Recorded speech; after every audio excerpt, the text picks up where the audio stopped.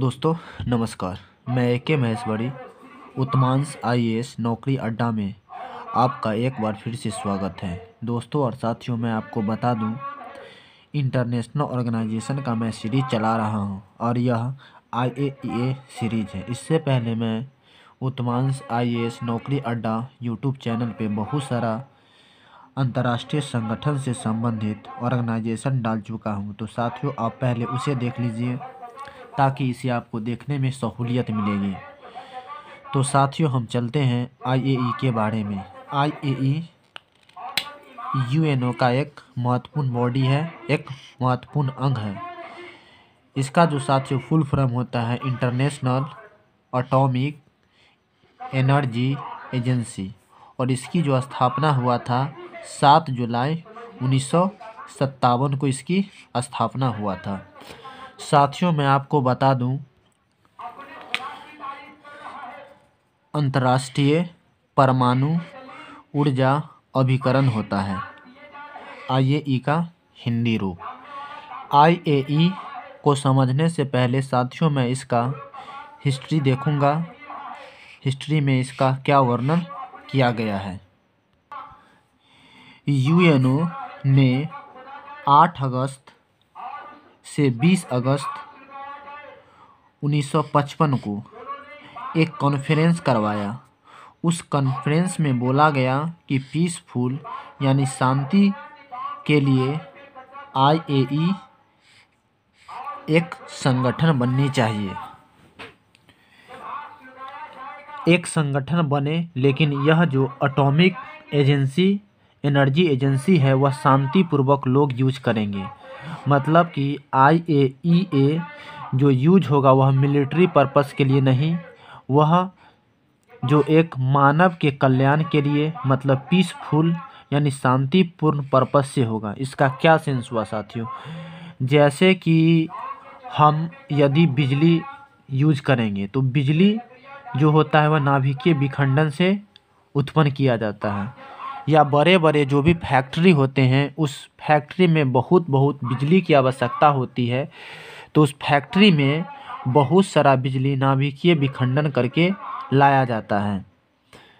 और दूसरी ओर क्या होता है कि नाभिकीय विखंडन करके परमाणु बम को बनाया जाता है। तो यहाँ पे 8 अगस्त से 20 अगस्त 1955 में कहा गया था, UNO ने कहा कि भाई एटॉमिक एनर्जी एजेंसी होगा, लेकिन उसका जो यूज का पर्पस होगा वह शांतिपूर्ण होगा, किसी भी मानव जाति को प्रतिघात के लिए नहीं।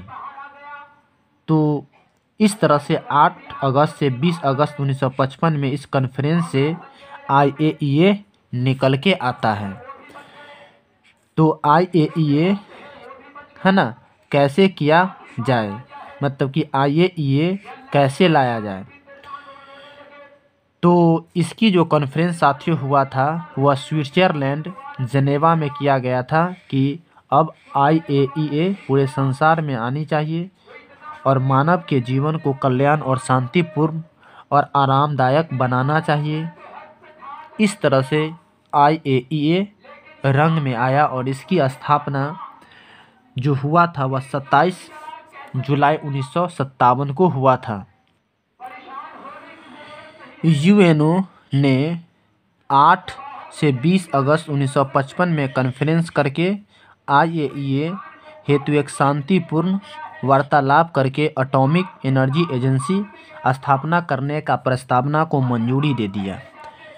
IAEA के लिए कानून जो बनाया गया 1956 में बनाया गया कि IAEA यानी इंटरनेशनल एटॉमिक एनर्जी एजेंसी अगर बनेगा तो उस बनने के पहले उसमें क्या क्या कानून रूल एंड रेगुलेशन होनी चाहिए, ताकि कोई भी देश यदि भूल से भी कोई अगर नियम कानून तोड़े तो उस पर कौन सी रूल एंड रेगुलेशन इम्प्लीमेंट होगा। तो 1956 में IAEA जो कानून बनाया शांति हेतु बनाया गया था। IAEA की स्थापना जो हुआ था 27 जुलाई 1957 में हुआ था। 1957 में हुआ था। इसका जो वर्तमान में जो हेड क्वार्टर है वह वियना ऑस्ट्रिया में पड़ता है। जो वियना ऑस्ट्रिया की जो कैपिटल है वहाँ है। टोटल मेंबर जो अभी इसके रिसेंटली में है वह 172 मेंबर है। साथियों इस बात को ध्यान दीजिएगा। वह कब? तो 23/12/2020 की कहानी। आने वाले टाइम में आपका जो ये घट भी सकता है या बढ़ भी सकता है। तो IAEA का कानून जो अक्टूबर 23, 1956 में बनाया गया था और IAEA की स्थापना 27 जुलाई 1956 में। साथियों मैं यहाँ पर भी आपको बताने का प्रयास किया और यहाँ पर भी PT में GD मतलब प्रेजेंट टाइम में अभी 23/12/20 में इसके जो GD यानी जनरल डायरेक्टर महानिदेशक जो है राफेल ग्रॉसी या ग्रॉस है। इसके साथियों जो 2 रीजनल ऑफिस है मतलब कि IAEA को देखने के लिए एक तो आपका रीजनल ऑफिस है टोरंटो कनाडा में एंड दूसरा जो इसका रीजनल ऑफिस है टोक्यो जापान में। टोरंटो कनाडा और टोक्यो जापान यदि आप वर्ल्ड के मैप पे शो कीजिएगा तो टोरंटो जो है वह आपका प्रशांत महासागर के बायां में उस छोर पर, जबकि टोक्यो प्रशांत महासागर के दायां इस छोर पर है।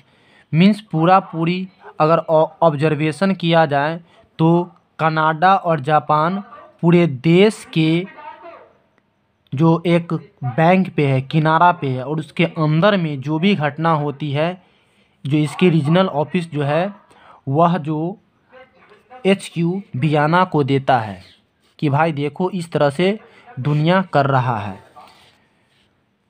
1986 में यूक्रेन में परमाणु विस्फोट हुआ तो IAEA ने नाभिकीय सेफ्टी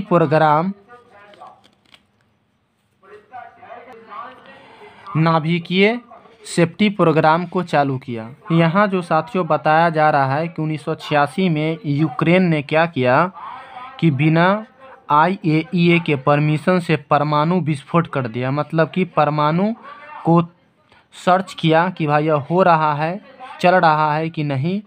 तो इस चीज़ 1986 में देखकर IAEA ने एक्शन ले लिया कि भाई जब तुम्हें विदाउट इन्फॉर्मेशन को नहीं करना है तो तुम क्यों किया।